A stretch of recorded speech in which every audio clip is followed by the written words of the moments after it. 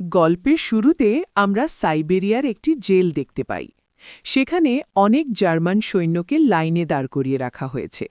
আসলে দ্বিতীয় বিশ্বযুদ্ধ শেষ হওয়ার পর রাশিয়া অনেক জার্মান সৈন্যকে বন্দী করে এবং তাদের দিয়ে দিনরাত কয়লার খনিতে কাজ করানো হতো।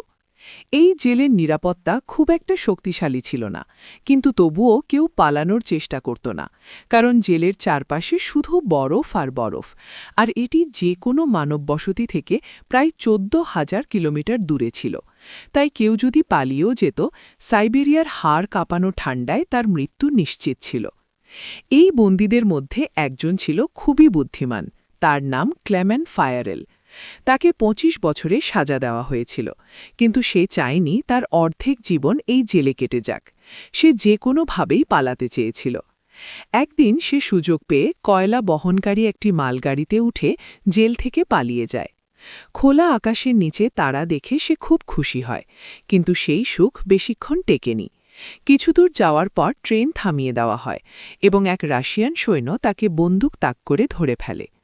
পালানোর শাস্তি হিসেবে তাকে খোলা আকাশের নিচে একটি সেলে 2 দিন ধরে রাখা হয়।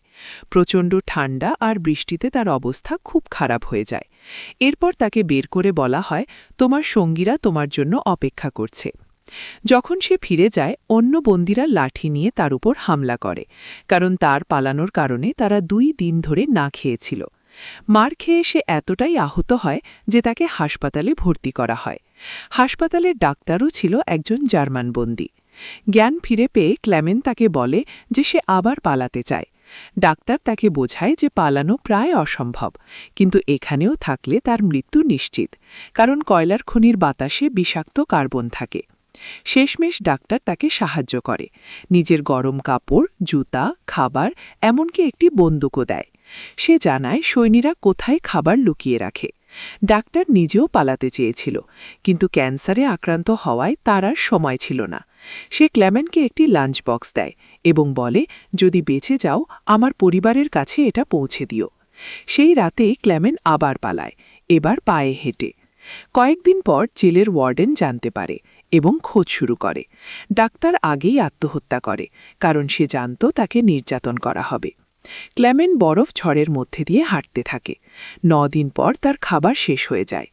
একসময় সে একটি সিল দেখে এবং কষ্ট করে তাকে শিকার করে বেঁচে থাকে। 2 মাস হাঁটার পর সে একটি গাছ দেখে বুঝতে পারে বরফের এলাকা শেষ, সামনে জঙ্গল। সেখানে সে আগুন জ্বালিয়ে বিশ্রাম নেয়। এরপর ঝড়ে একটি গাছ তার উপর পড়ে, কিন্তু কিছু মানুষ তাকে বাঁচায়। তারা একসাথে যাত্রা শুরু করে। পথে একজন ডুবে পেলে ক্লেমেন তাকে বাঁচায়, কিন্তু আরেকজন লোভে পড়ে তাদের ফেলে চলে যায়। পরে সেই লোককে হত্যা করা হয়। ক্লেমেন আবার একা হয়ে যায়। পরে একজন সঙ্গী পায়, কিন্তু সেও তাকে আক্রমণ করে। ক্লেমেন ভেঙে পড়লেও বেঁচে যায় এবং শিকারীরা তাকে উদ্ধার করে। একটি গ্রামে সে আশ্রয় পায়, কিন্তু ওয়ার্ডেনের চিঠির কারণে তাকে চলে যেতে হয়। গ্রামবাসীরা তাকে খাবার ও একটি কুকুর দেয়। পরে একটি কাঠের কারখানায় সে ধরা পড়ে, কিন্তু সাহায্য পায়।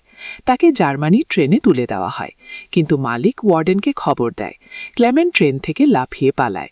কুকুরটি তাকে বাঁচাতে গিয়ে মারা যায়। বছরের পর বছর কেটে যায়। 1952 সালে সে সেন্ট্রাল এশিয়ায় পৌঁছে।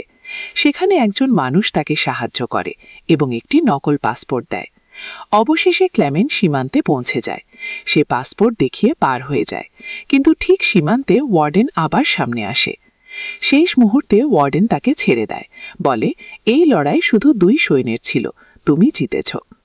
অবশেষে ক্লেমেন জার্মানিতে ফিরে যায় এবং তার স্ত্রী ও মেয়ের সাথে মিলিত হয়। বহু বছর পর তাদের এই পুনর্মিলন ছিল আবেগে ভরা। এই সত্য ঘটনা অবলম্বনে তৈরি গল্প এখানেই শেষ।